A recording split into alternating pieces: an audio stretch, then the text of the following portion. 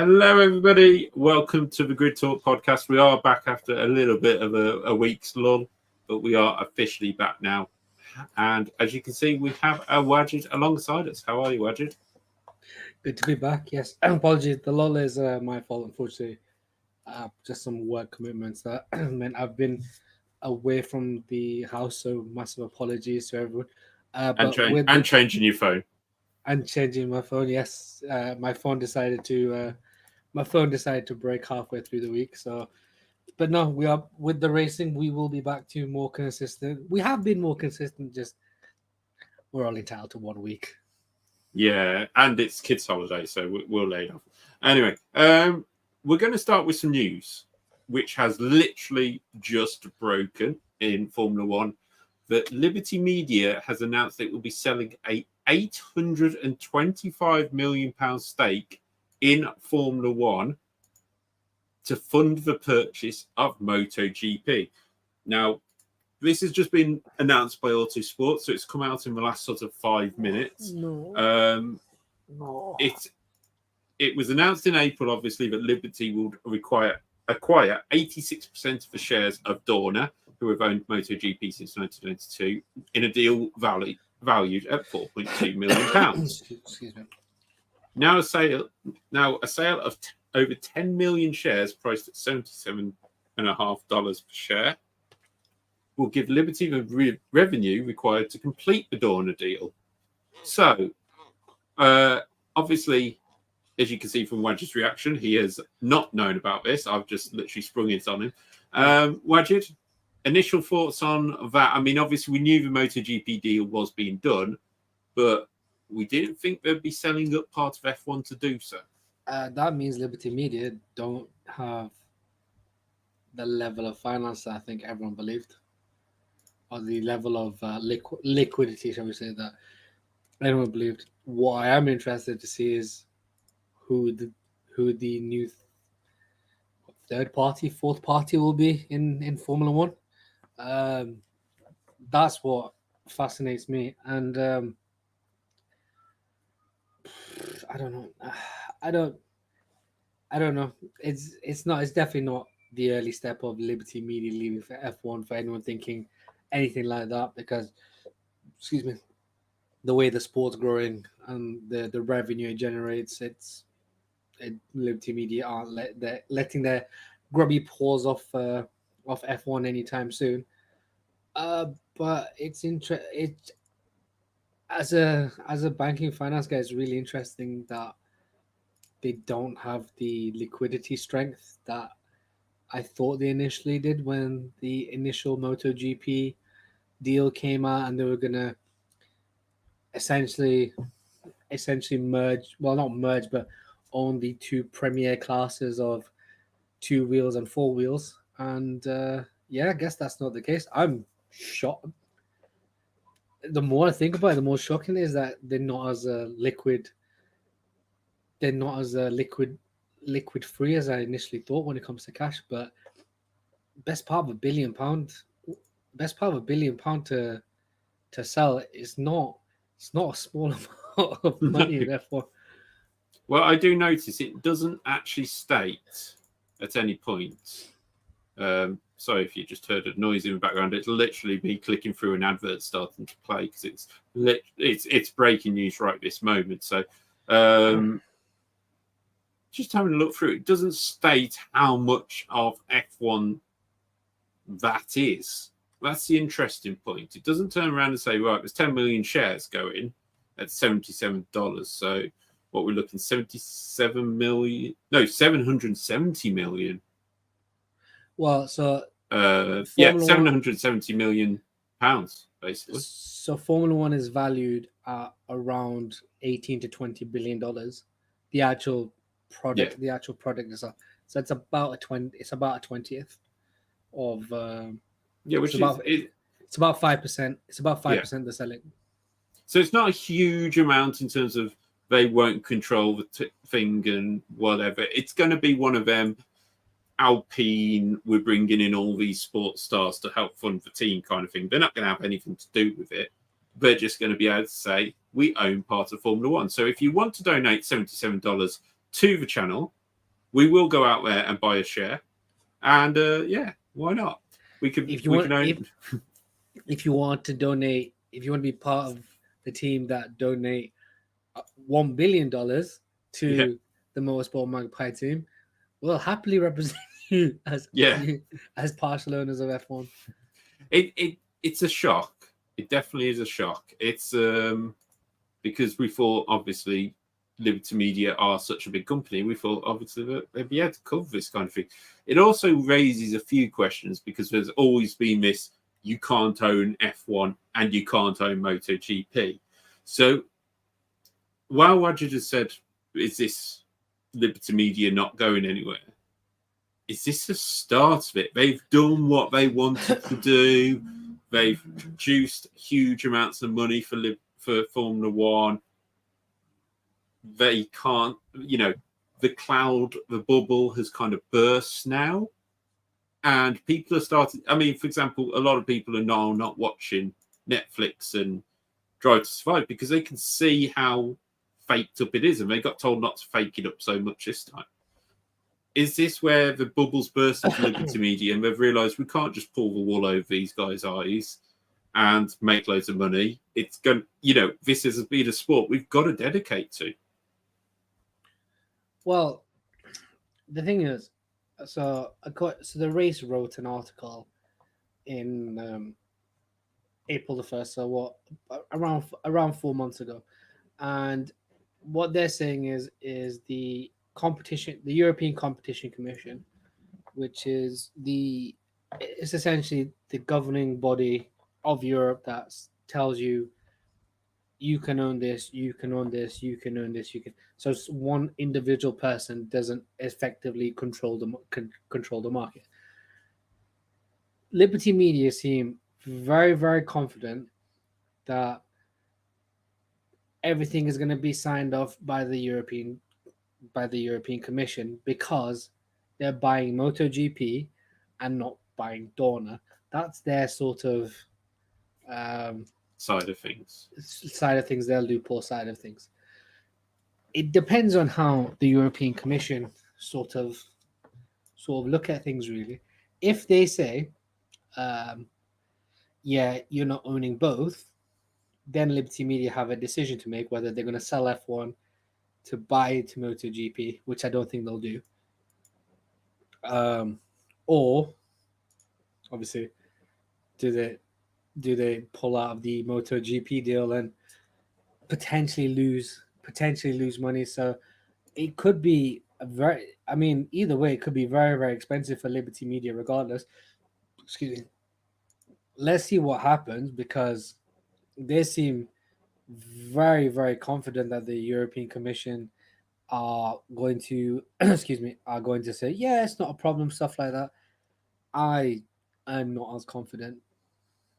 No, it's really difficult to see a way that this is going to be like, right, so you're not owning both.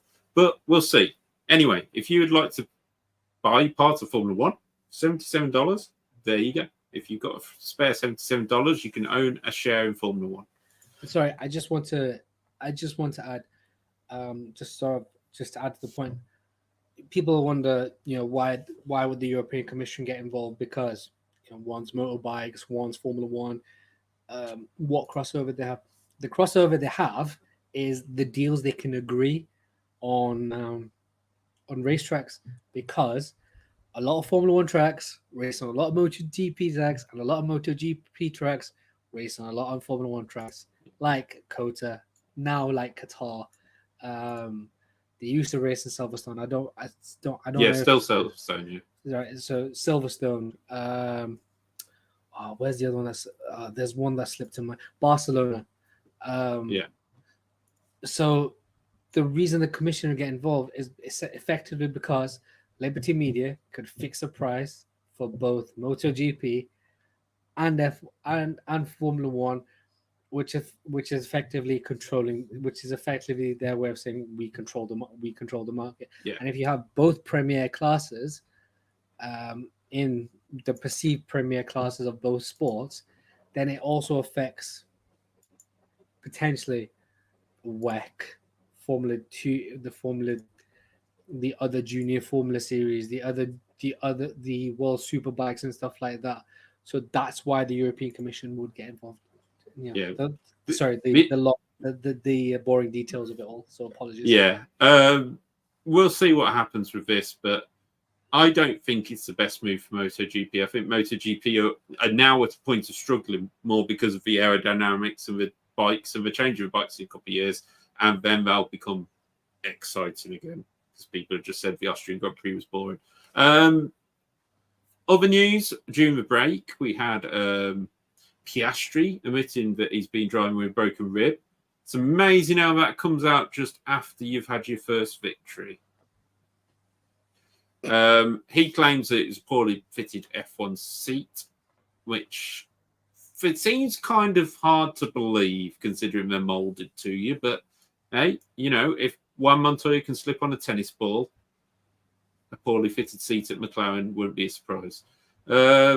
Any other details? Oh, yeah, George Russell knew that the Spa disqualification was coming through because he was light on his driver weight actually when the race finished. So that's one thing that come up. So amazing he didn't admit that when he got weighed. Yeah, it's amazing. It's amazing how when you weigh yourself, you're getting disqualified and still get the post. Well, I suppose the hope is that the rest of the car was going to make up for it, but obviously it didn't. Let's just have a look what other news has come in. Where we are? Oh yeah, Verstappen. Obviously, we've got the press days today for the Dutch Grand Prix, which obviously we're previewing now. Max Verstappen, 200 starts. Amazing, it's 200 starts already for him. He should be about 40 odd, and he's actually probably about 12. But anyway, that's how early he started in Formula 1. But yeah, 200 Grand Prix for Max Verstappen. 3 World Championships, but states, I will not be here in 200 races time. Now, there's nobody who's actually ever done 400 races. I think Lewis will do 400 races. Because he's on 350 something at the minute, isn't he? He's on 358, I believe.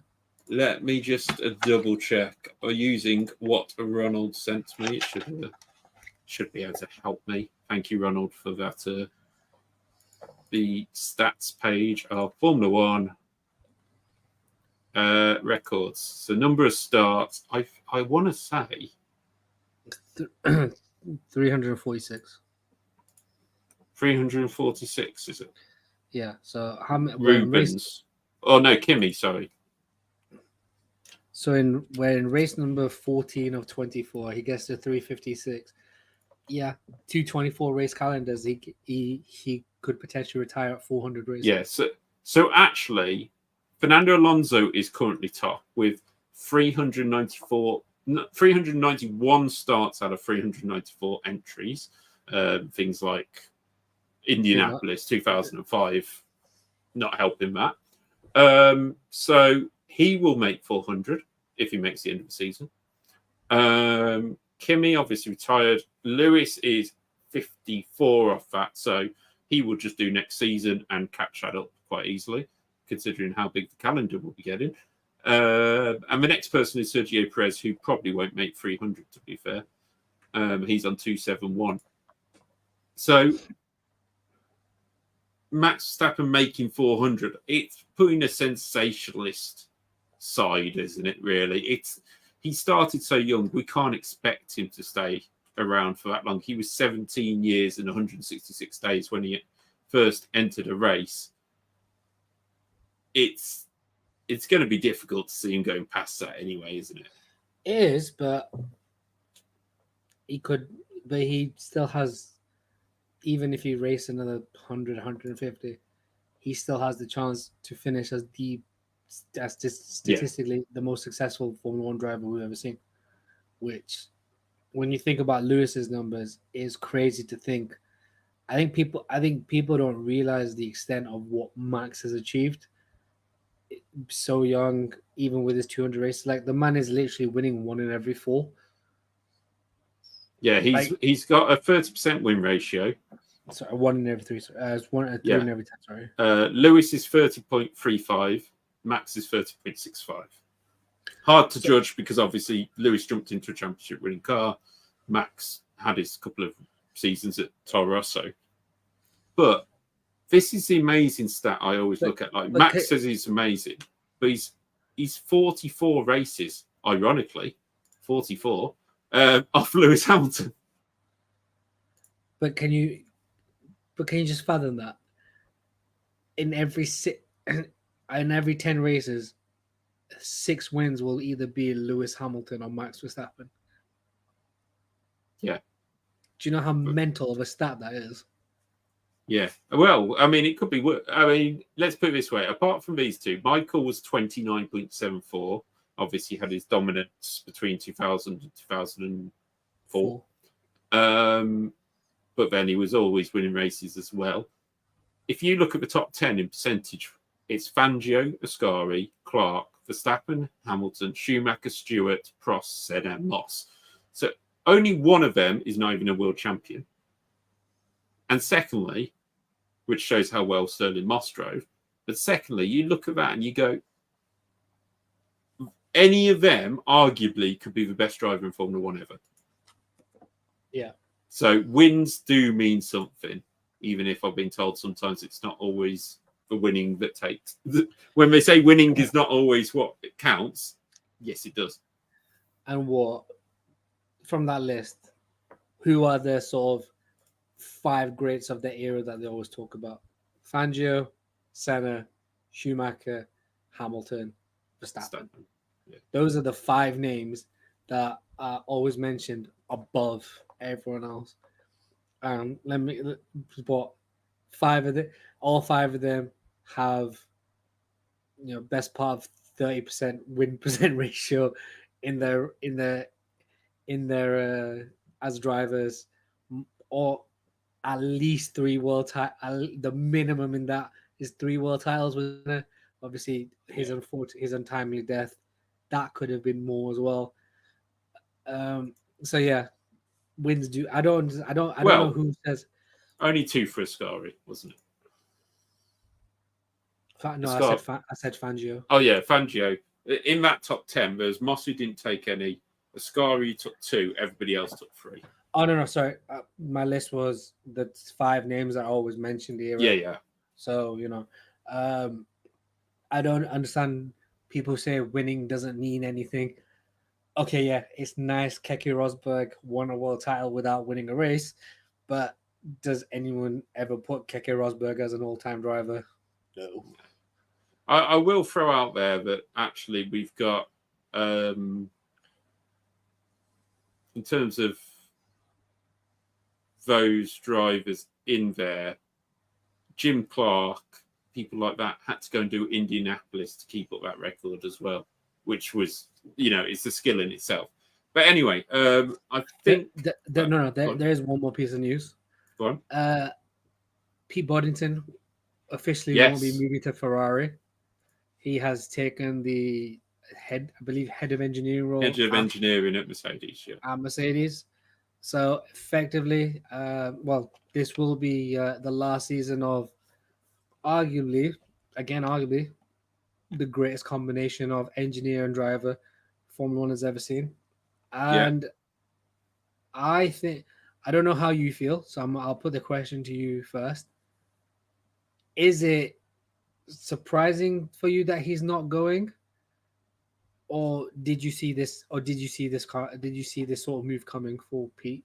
The thing is, if Bono was going, it would have been announced when Lewis went. I don't see why they'd let it. It would have been part of Lewis's negotiations. Also, on that side of things, is I think very much the Adrian Newey side of things. You're asking this mechanic to go from Brackley to Fiorano, essentially, and move his house, move his family, move everything. It's not just, for example, Lewis. He still lives in Monaco. He doesn't need to be in Fiorano. To be honest, it's going to be a shorter journey from Monaco. It's a quick trip over the border and you're there. Trip through to shopping in Milan, and then you're in Fiorano. So I wouldn't be surprised to see at the first opportunity Lewis Hamilton in a old Ferrari hacking around Fiorano. It's going to be happening. But in terms of Bono, Mercedes won't want to let go of him. Kimi Antonelli has been hanging around him like a bad smell. That's definitely been happening. So didn't quite see it definitely happening, but I thought he would stay in that kind of way. Speaking of people staying, we also forgot one more. We're not very good at this. Liam Lawson, Helmut Marko, obviously we don't believe everything he says, but has said that in September we will know about Liam Lawson and he will be in one of our cars. So, which seat is he taking? Max Verstappen's? Maybe not. Sergio Perez, Daniel Ricciardo, or Yuki Tsunoda. It's interesting because there's only one person who I would think Red Bull would want to stay, and that's Max Verstappen. Max Verstappen. And he's the one who's still kind of like not said, I will be. Well, he's kind of said, I'll be there next year, and we'll see what happens in a couple of years' time at the end of my contract. But he's not turned around and said, no, I won't go to Mercedes. Yeah, but Mercedes, people inside Mercedes do believe that Max will be a Red Bull driver in 2025. Yeah. So I'm looking 2026. Fair enough. But yeah, I don't know. The whole Red Bull the Red Bull is like what was that show called? House of Cards, and the cards are and the house is starting to tumble, the walls are starting to crumble, the Roman Empire is starting to fall. That's what Red Bull feels like to me. And with the regulation change, they might be okay next year given how dominant the car has been. We'll see how big of an effect Adrian Newey has, but with how everything is, they really don't seem to be going into 2026 with any sort of organization or structure. Or it just seems like a madhouse, to be perfectly honest. Yeah, there seems to be a lot of. I mean, they've said there's not been a lot of changes, but you know there must be some changes in there with the amount of people who are leaving. I have noticed. I will say one last thing before we move on. There's been a lot of noise from Nico Hulkenberg and the Audi group in terms of his signing over summer. Obviously, he did it a long time ago. I think this is very much Audi going, we can't get the people we want to get. Yeah. Audi are struggling. You know, we've said it many times. They're struggling like crazy to get a driver in that second seat. And it looks like, be honest, probably between Bottas, Lawson, Bortoletto maybe, Maloney maybe. I don't see them taking the risk with Maloney and Bortoletto. Who else is even available? I do know one thing, though. I did see something that Robert Schwartzman might. Hang on, let me just check this because it's Schwartzman. I swear I saw this over the last. I thought he was. Yes, he's set to drive this weekend. Yeah, he's been confirmed as replacing Valtteri Bottas in the car for this weekend. I heard Nick DeVries is available. Yeah, this is for FP1, Yeah, which is part of the contract. But why would you stick Schwartzman in? You're not Haas. You're not that Ferrari. You're trying to cut them Ferrari ties now. So unless you're going to get a cheap engine for a round or two, why Schwartzman? Unless you're trying to evaluate him.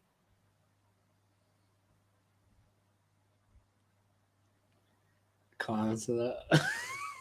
I think Schwartzman might be one of the only drivers I've known to be test drive for 2 or 3 years, hardly race anything, unless it's a prize for. Did he was up there in Le Mans, wasn't he, with Kubica and that? He was doing really well. Yeah, so, but endurance cars are totally different. Agreed. F1 but he is a very good driver. So was Nick DeVries. Yeah, but I just wonder if that is because next season they're not gone Audi's powertrain. They've got a Ferrari. I wonder if, because they're struggling so much to get the driver in there, maybe just take Schwartzman. So the thing is, people are like comparing the Audi project to the Mercedes project. The difference with the Mercedes project is that was a bronze GP that had won a world title that then became a Mercedes. It had the Braun infrastructure, it had the Honda infrastructure that then became Mercedes. This is a Sauber that's been an Alfa Romeo, and it's a long time since it was a BMW. So it's a big difference. Let's see what happens, because I mean, clearly they'd have jumped at the chance of signing Sainz, and the more and more it's spoken about, the more and more it seems Sainz didn't like the project, rather than them not reaching out to Carlos Sainz. I think it may be fingers burnt, because Carlos Sainz Senior has been part of VW a lot of times. He was helping with the rally raid. He helped with their VW Polo at times, and he didn't race it, but at least he was part of it in the background. And he's been in and out of different rally raid teams, and I just wonder if, has the family just got too many fingers burnt, and Carlos Sainz has gone, hey son, at least Williams are going to be here in a few years' time. Who knows whether Audi might pull out before they even get on the grid? Potentially. We just won't know. But I think, as always, we spend way too much time on the newscasting. Well, to be fair, we were going to do this early in the week and do F1 2026, not the computer game, because we could still do a better job than EA Sports. Anyway, that is another sponsorship down the road. This weekend, from the summer, it's all right. I don't race it. It's fine. From the summer, from the summer break, we move on to Zandvoort. Will it be triple Dutch?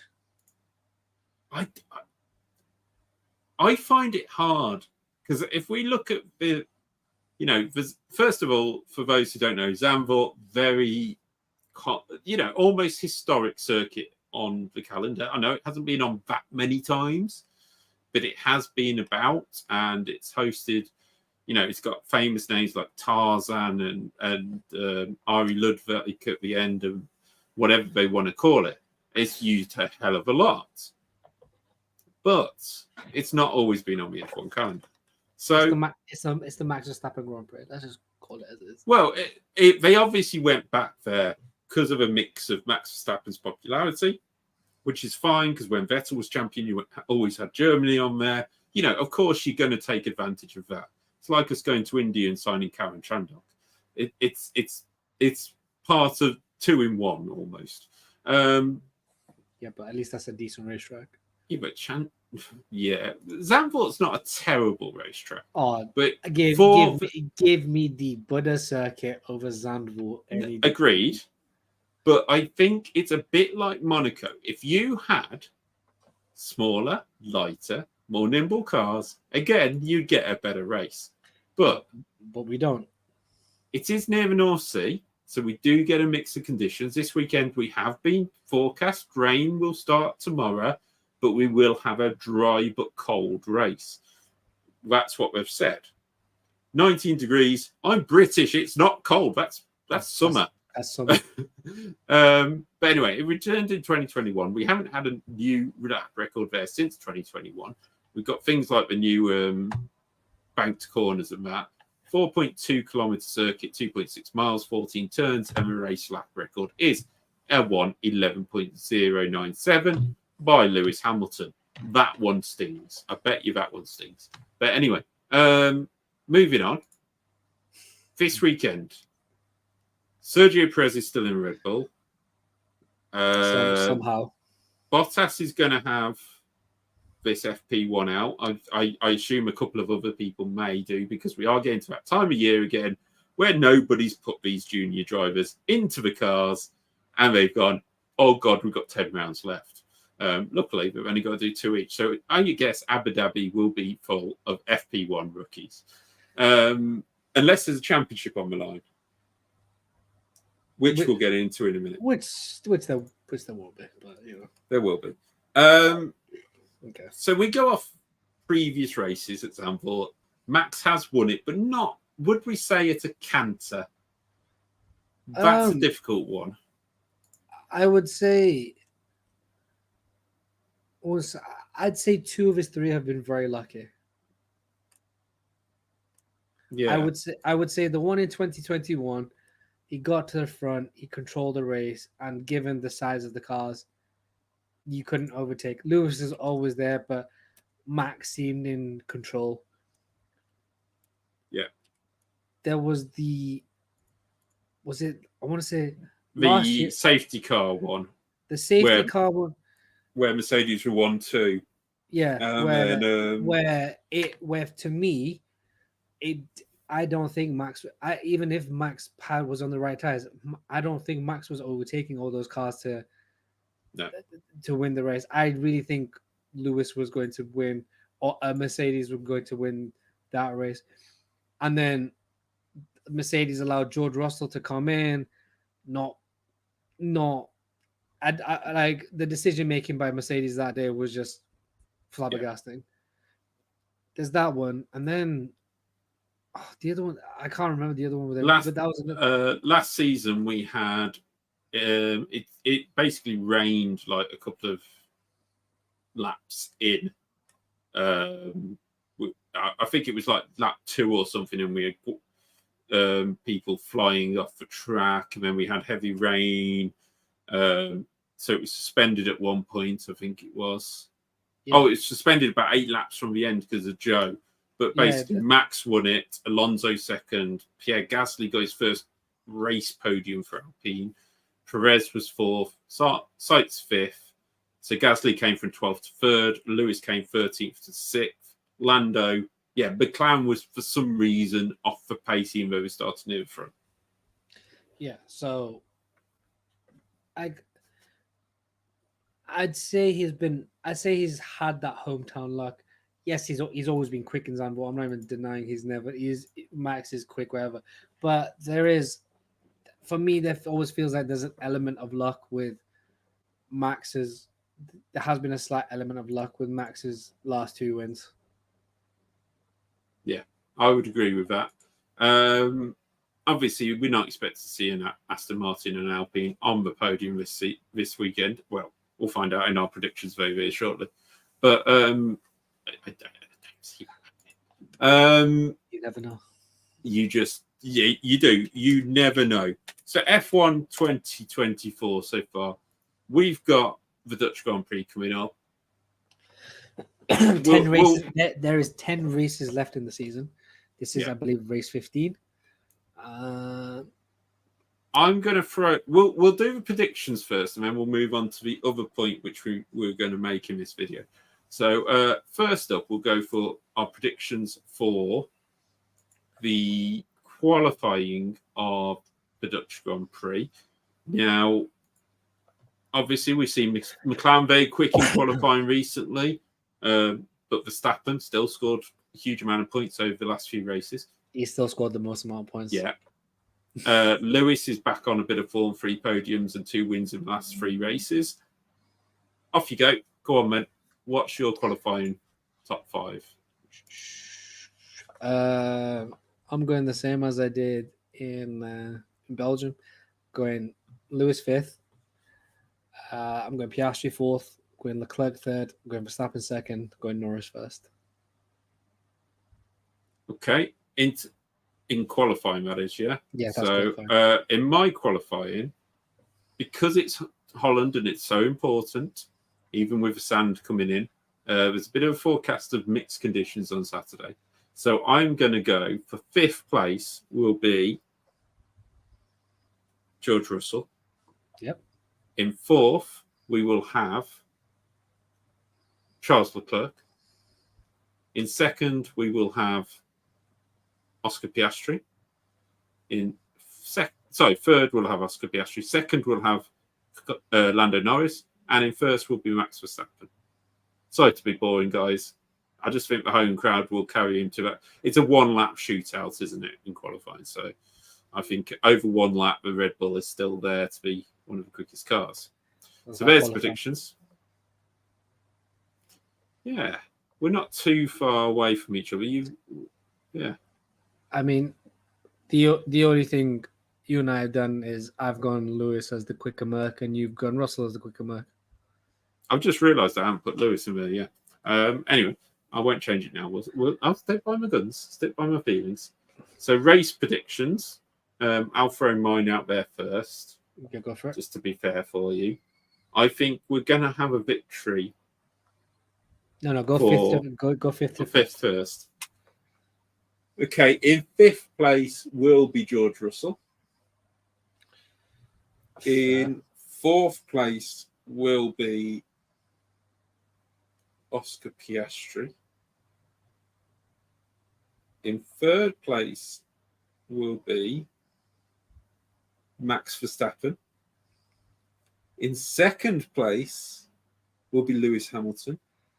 And it will be a victory for Lando Norris. On slightly home turf. As the Dutch sing, let's go Lando. So my fifth place is Charles Leclerc. Okay. My fourth place, and not making the podium is Max Verstappen. Not making the podium return. I think it would burn more if he made the podium and didn't win. I actually think that would burn more personally. But yeah, I don't think he makes the podium. okay. In third, I'm going Piastri. Okay. In second, I'm going Norris. And Yeah, I think we can see where this is going. And I think he's going 3 for 4. And I think Lewis wins in Zandvoort. It'd be interesting to see if he did. If this does happen, for example, I'm just throwing it out there, Lewis would be on 175. I can see neither of us have trust in Carlos Sainz or Sergio Perez, but Sergio Perez. You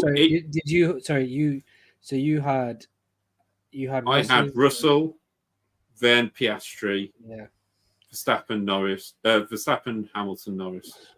Apologies, I don't have your. It was your third place I missed. Just add that in quickly. That's all right. Just to throw out there to everybody, if Lewis Hamilton did win the Grand Prix, he could go up into fourth in the World Championship.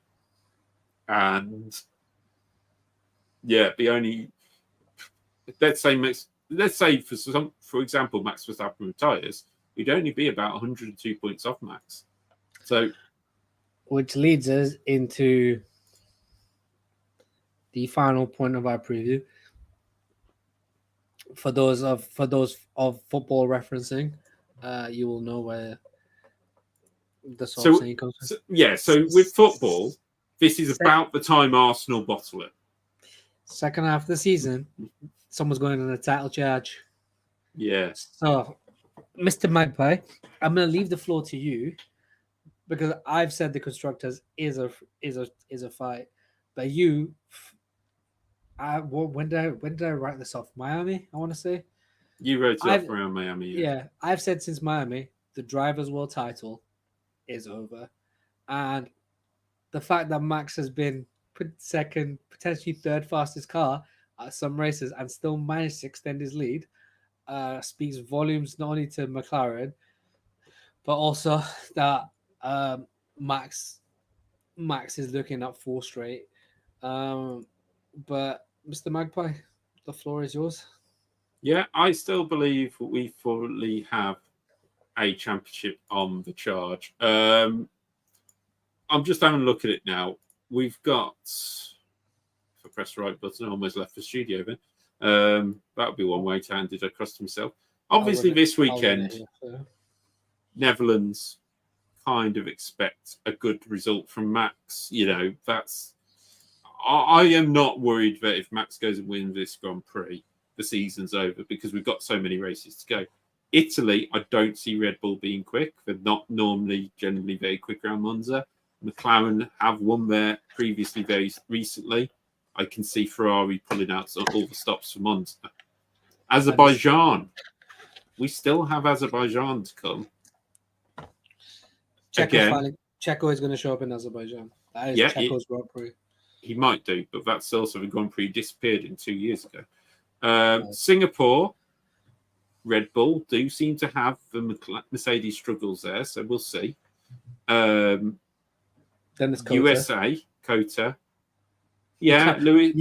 You can't say USA because we raced 45 times. That you have to specify. Lewis is pretty quick around Kota and always goes well there. We even saw it last year and we got disqualified.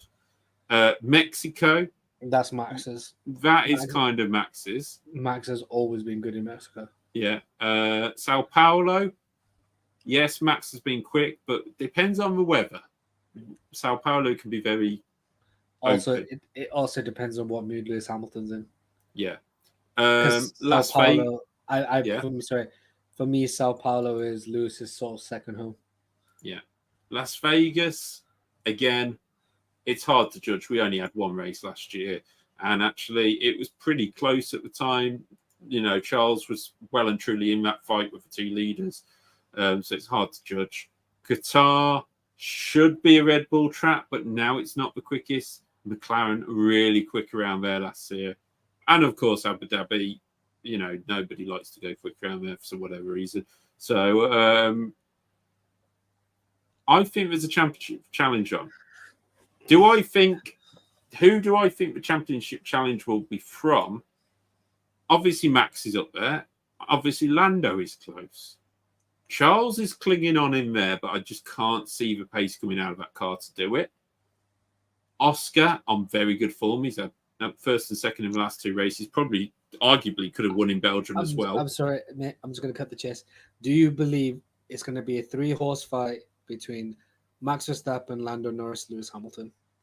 No. So because you're leaving out Oscar Piastri.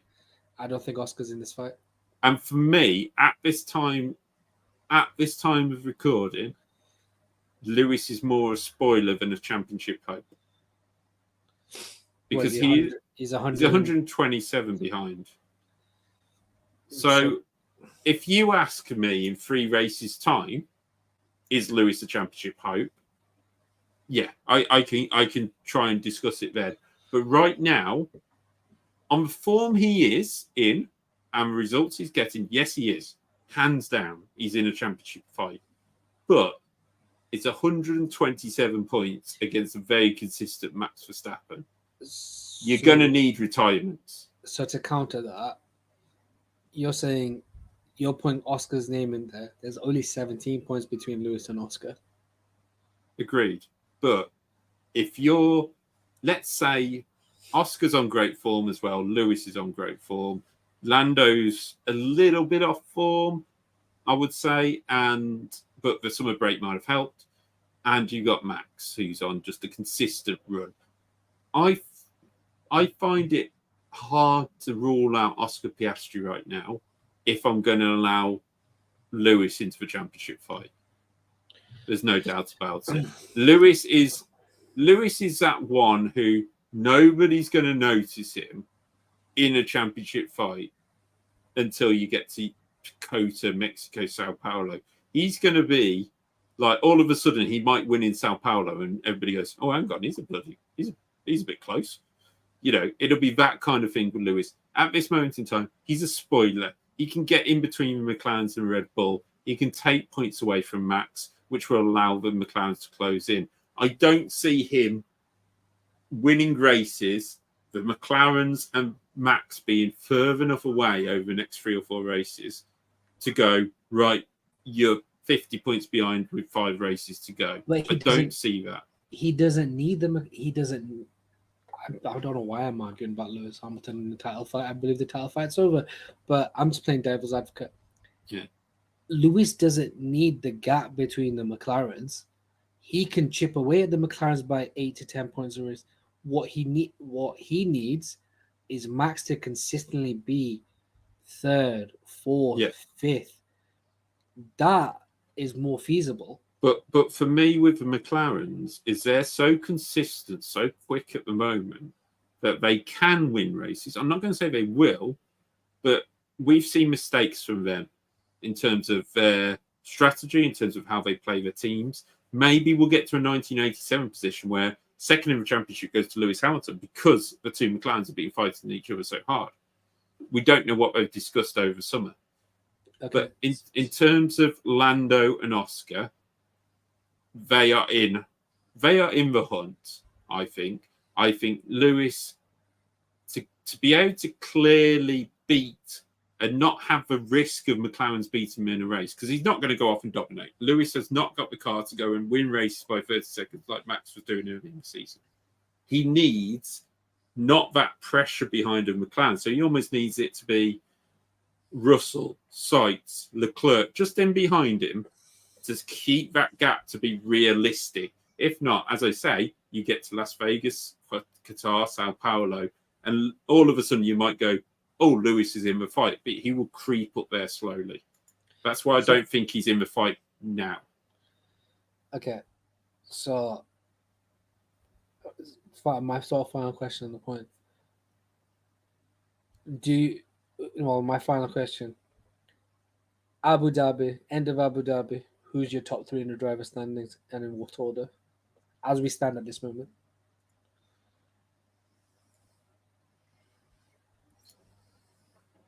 Do I have to have an order? Yeah. Oh, you arsehole.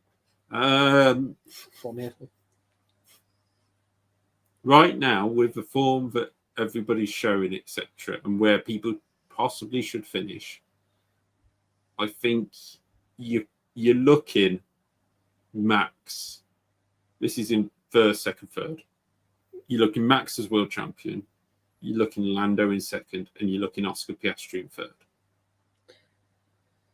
So we have no world title. No, we do have a title. We don't. No, because I'm not saying that Lando's going to be 100 points behind. I'm saying going into Abu Dhabi, going into Qatar, this championship will not be wrapped up. If Max wins if Max wins in Zandvoort, which has a very good possibility of happening. Yes.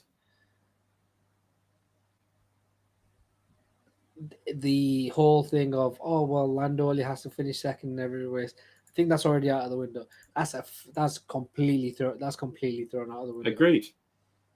But right now, and to me, Lando Norris has shown he's petulant, he's immature, and he is not ready for a world title fight. I can understand that, but we've just had 3 weeks off. And it's amazing how much people can do in 3 weeks. And I know people have said, factories shut down, drivers will go off and have a break. Trust me, they have not had a break. They've been training. They've been mentally preparing. They still know they have 10 races left. Let's throw it another way. Lando wins this weekend. Piastri second. Verstappen off the podium, like you say. So let's say Verstappen fourth, that's 15, 12 points. Lando wins it 25, that's 13 points difference. So we're looking then at you got 299 players. So it'd be 277 plays, 212, roughly. That'd be the same gap, let's put it that way. So that'd be 65 points gap. If that happened, roughly, maybe 55, I can't remember. No, 60. It'd be 299 players 224. Yeah, so it'd be 55 points roughly. 50 odd points. If that happened. Again, if that happened. We cannot turn around at that point and say we got 9 races left. There's no championship fight. So final question. You're saying Oscar Piastri is in a title race. Are you saying but you're claiming both Ferraris are not in a title race? Both Ferraris are out of it. Because look at the form of Ferrari. Consistent, but they don't have that outright pace to go, right, we must win this race. We must take, 4 points from this race. You cannot see a Ferrari 1-2, can you, at any point? You can't. They're just not quick enough. Whereas McLaren, Mercedes, you can see 1-2s happening, and that's what they both need. I mean, Mercedes did it in the last race, didn't they? Well, this is a question now, and this is going to be a question I'm going to throw towards you. Lewis Hamilton, George Russell. Obviously, we've seen the McLaren. I know what you're going to ask. I know what you're going to ask. Are Mercedes they have to now? They have to. Now that George Russell has had that disqualification and is 34 points behind Lewis Hamilton. Let's say that Lewis beats George this weekend, especially. You've got to throw your weight behind Lewis Hamilton if you want to win this world title. If Max finishes fourth or fifth, and Lewis does win, again hypothetical. Sorry, George. That you have to. At that point, you have to. Because what? I think fifth is 10, fourth is 12. We've already had that discussion. That's 15. That's 15 points. That's 15 points he cuts from him. And I also think you've got to throw it this way with this. Like, yes, Lewis Hamilton's leaving. Mercedes obviously want to back George Russell, etc. But the idea, in the ego of Mercedes, in Toto Wolff, I know they're not as egotistical as some of them, but throw this in. You started the season with a 7th, a 9th, a retired, a 9th, a 9th, 6th, a 6th, a 7th before we get to Monaco, before you've even cracked the top 4. Yes, second in the sprint at China, fair enough. But until you've even cracked the top 4, so you've got to round 2, 4, 6, 8. Round 8 before you've cracked the top 4, and you go on and win the world championship. Imagine if that email came out earlier. Well, just forget the email. Just think of the ego boost that Mercedes would hold over everybody in there, and Lewis Hamilton, obviously, but mainly Mercedes, because Lewis is going to go off to Ferrari on a huge high. Yes, he takes the number 1 plate with him, but at the end of the day, I don't think I can think of a world champion who's ever come back from that far back. It'd be the biggest points differential to claim. I think since Max. I think Max has the record. I can't even see it being that, because we're talking 127 points at the summer break. Yeah, and that is, we're not talking. I mean, I'll be honest. A lot of people are watching this probably going, "Oh, typical Brits talking about Lewis Hamilton winning the title and he's sitting in 6th." But you've got to look at the form book. His form is ridiculous. He's on form. He's good round Zandvoort. He's good round Monza. Obviously, there's a few question marks with Monza, but he is good round there. Azerbaijan, yeah, he's got mixed results. Singapore, amazing. Kota, amazing around there. Mexico, Sao Paulo, amazing. Las Vegas, well, hard to judge. We've only had one. Qatar, the first year we went there, he dominated. Abu Dhabi, always been a good track for Lewis Hamilton. The second half of the season is pretty made up for Lewis Hamilton in terms of his driving styles. It is. Let's see what happens. Let's see what happens in Zandvoort. I think Zandvoort is going to cement what I already believe, to be perfectly honest. So what? Okay, you said there's no title challenge. At what round is Max Verstappen winning the world title? Well, actually, at no point have we said that Max Verstappen's the one dominating the title. So first up, is it Max? Oh yeah. That question. And secondly, what round is he going to seal it? Let me just see the calendar. Italy, no. Azerbaijan, no. Singapore, no. Kota, no. Mexico, no. Brazil, no. He wins in Vegas. So from a position of 70 odd points ahead, what you're saying is he's only gonna hold that gap. It'll go up and down. I think there's a retirement or two coming someone's way, but yeah, I think he wraps up in Vegas.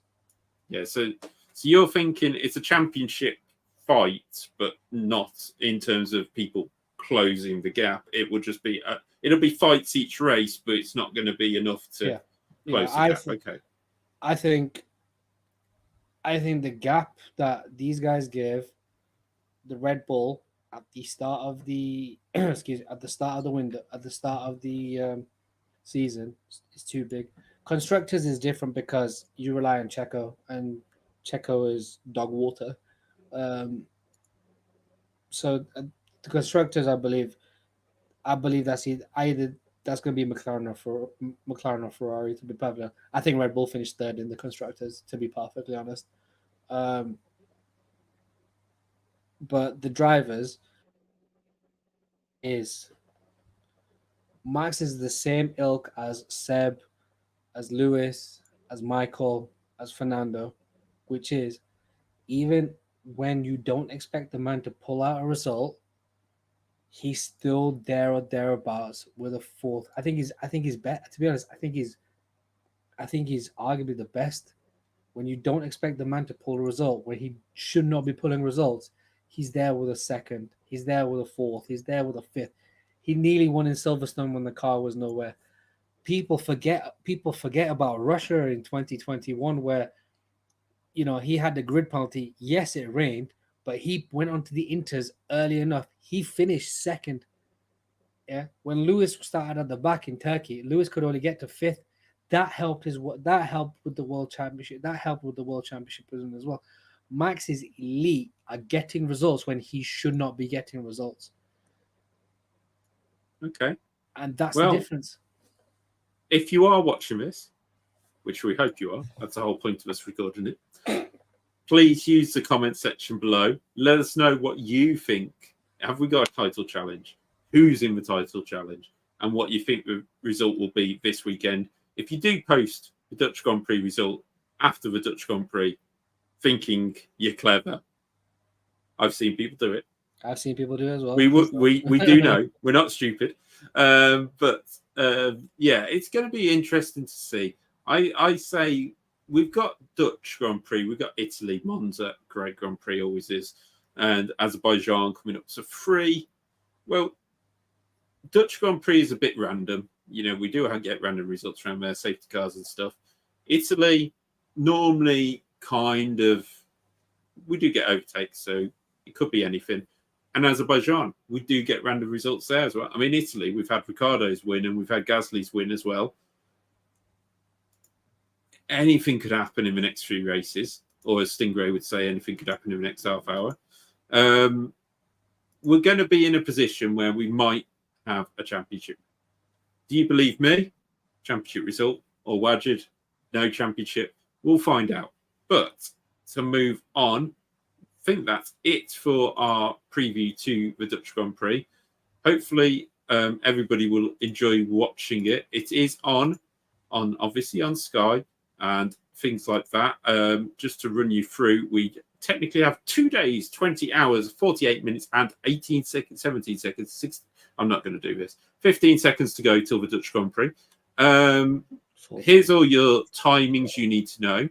So UK time, you'll have to convert it if you want anything else. Practice starts at 11:30 tomorrow. Practice 2 at 3 p.m. Then on Saturday, we have practice 3 at 10:30 a.m. and qualifying at 2 p.m. And then the Dutch Grand Prix will start at 2 p.m. UK time, not 3 p.m. because that is a local time. It's always a bit confusing. Also, remember this weekend, we do have do we have F3 and GT? Why am I saying F3 and GTs? We have F2. I'm just trying to remember if we have the F3. Bear with me a minute. Live on Sky. Here we go. That is qualifying. Do we have any? F2? I don't know. It's really confusing with the F2. They always throw it around, don't they? But they are back at Monza for the F2. Apologies. They have Monza, Baku, Qatar for the first time or second time, and the final round, of course, coming up. F3, they have Monza. They only have Monza left, so we might do a nice little preview to Monza because the F3 season will finish there. So no extra races this weekend, just your normal F1, probably Porsche Super Cup, which will be the normal formation flying as Porsches always do. Wajid, thank you for joining us again for the preview. Thank you for your pessimism towards the Championship Challenge. And you're absolutely welcome. That's what I'm here for. And hopefully, maybe we can perk you up after Zandvoort and maybe hopefully get you excited for the Championship that's going to come up ahead. For you guys at home, we will be back live probably Monday. It's always a bit up in the air with us, you know that. Probably Monday. It will be Monday. Bank holiday Monday, isn't it? So. Oh yeah, it's bank holiday Monday. So depends whether the kids are going anywhere. But yeah, Monday will probably be the review of the Grand Prix, and then is it Italy straight after? I believe so. I believe we're back to back. I believe we're in a back to back. We should really keep the calendar. So yes, we've got Netherlands this weekend. Then 30th of August, 1st of September is Italy. 13th and then 15th is Azerbaijan. Yeah, 2-week break to Azerbaijan to Singapore. Well, that's going to be fun trying to do in 1 week, isn't it? They're actually not that far away from each other. Yeah, but it's still a pain in the arse in flights. I doubt there's one from Azerbaijan to Singapore. Well, they'll all be flying private one day.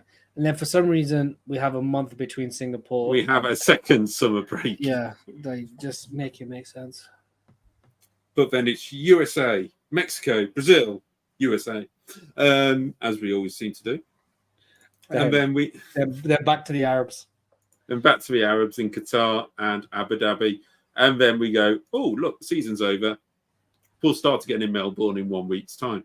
Anyway, that is it. Thank you, everybody, for joining us. And we will see you very, very soon for the review of the Dutch Grand Prix. And hopefully those sand dunes will just come in and cause a few troubles. We'll see. See you all. We are going.